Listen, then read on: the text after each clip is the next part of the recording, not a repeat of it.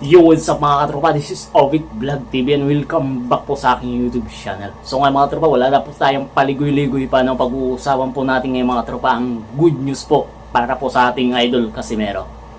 Kung hindi ka fans ng Casimero, ikaw na nanood, umalis ka na. Okay?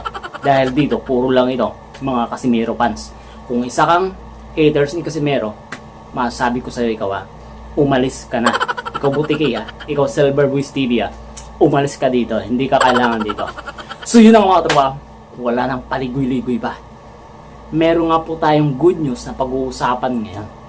Mga katropa,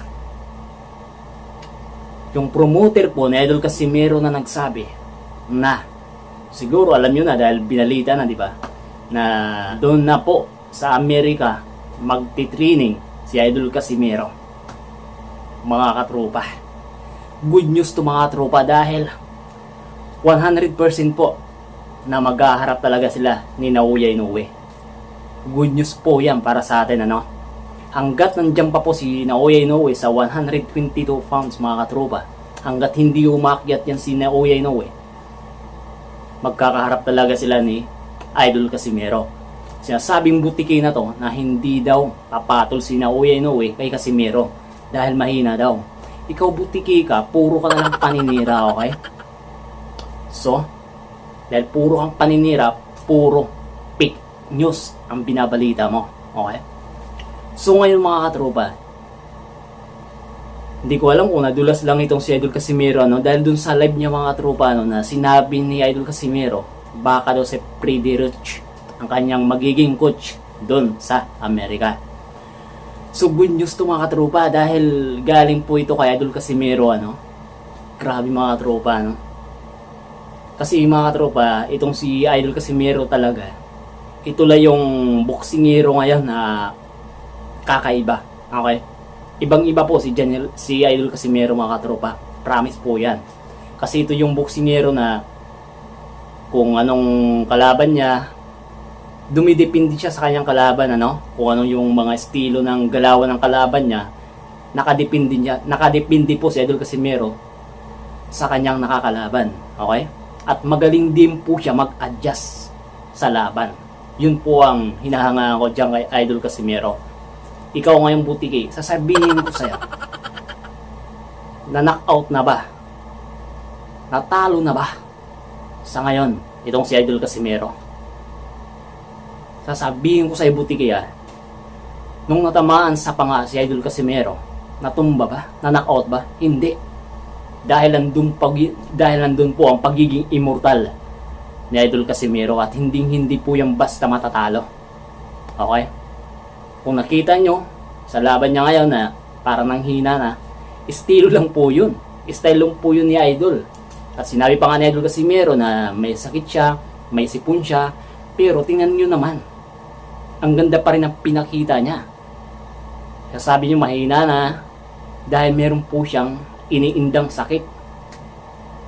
At ikaw Butiki ka, puro ka ganyan, puro ka paninira, hindi mo alam kung ano ang hirap ng isang boksingero na buwis-buhay po yan. Tapos kayo ganun lang maghihit lang kayo, pagsasabi lang kayo ng hindi maganda para sa isang boksingero. Buwis-buhay po ang pag-akyat sa ring ng mga atleta natin, mga boksingero. Pwede mapahamak sila, mabawian ng buhay. Kaya wala po tayo kasiguraduhan kahit napakagaling mo na boksingero. Pero wag po sana tayong ganon na minamaliit mo yung mga Pilipino boxer. Ikaw Boy Wilcher, ikaw Silver Boys TV, na puro ka namang ganyan. Kahit nga sa BUTY hindi ka lumalaban, tapos ganyan ka. Yung mga content mo, puro na lang Casimero. Sabi mo dati na wala ka pakialam sa mga Casimero dahil hindi sikat. Pero ngayon, yung mga content mo, puro laman Jason, Casimero. Ano ka ba, Silver Boys TV? Ha? Kung bading ka, sabihin mo lang. Okay? Dahil napakaduwag mo, Silver Boys TV. Okay? Ngayon, puro content mo kay Casimero. Ang tanong sa'yo, ha? pinapansin ka ba nila Idol Casimero? Hindi ka pinapansin dahil wala silang makukuha sa'yo. Okay? Dahil inggit na inggit ka. So ngayon mga tropa, meron naman po siyang video patungkol dito kay James Martin, ano?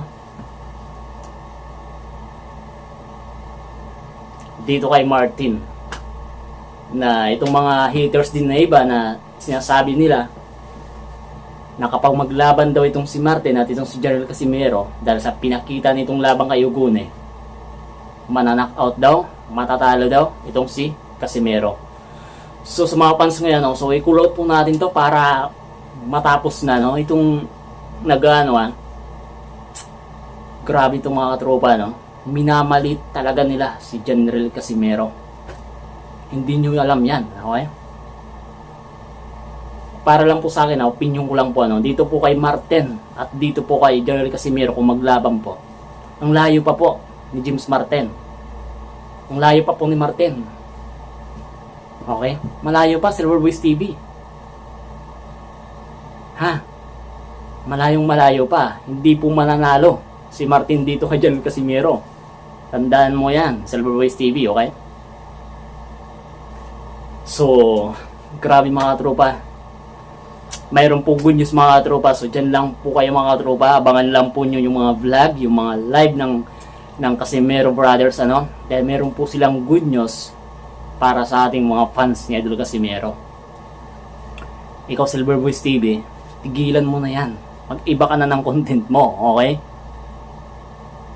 Dahil sa ayaw at sa gusto mo, maglalaban si Naoya Inoue at Jarrell Casimero. Gagawa po ng paraan itong promoter ni Idol Casimero kahit ilang pang ibayad niya, kahit gumasto pa siya ng milyon-milyon para lang malabanan ni Idol Casimero yang si Naoya Inoue. Okay? Ano kaya sa feeling mga tropa, no, kapag maglaban na itong si Inoue at itong si Idol Casimero? Ano kaya sa feeling nitong butiki na to, ano, pag makita niya?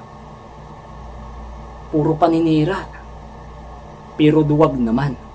Okay? Yung pinagmamalaki yung BOTY, wala na. Hindi na, wala na yung BOTY na yan. Wala na, hindi na.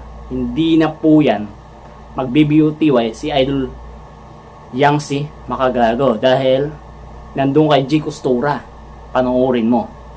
Okay? Kasi natakot na si Makagago. Silver Boys TV. So yun lang mga tropa, no? Good news po mga tropa na sa Amerika na po magti-training itong si Idol Casimero natin. So, pagkakalam natin, ano, baka may rematch pa ito sa February, ano, dito kay Ugone. At pagkatapos ng mga tropa, Naoya Inoue na. Baka sa September po yan, 2024. Good news talaga. So, yun lang mga tropa. Maraming salamat po. At ingat po lang kayo. Wadrolas lang pong pinakapalakas. Peace out. Subscribe.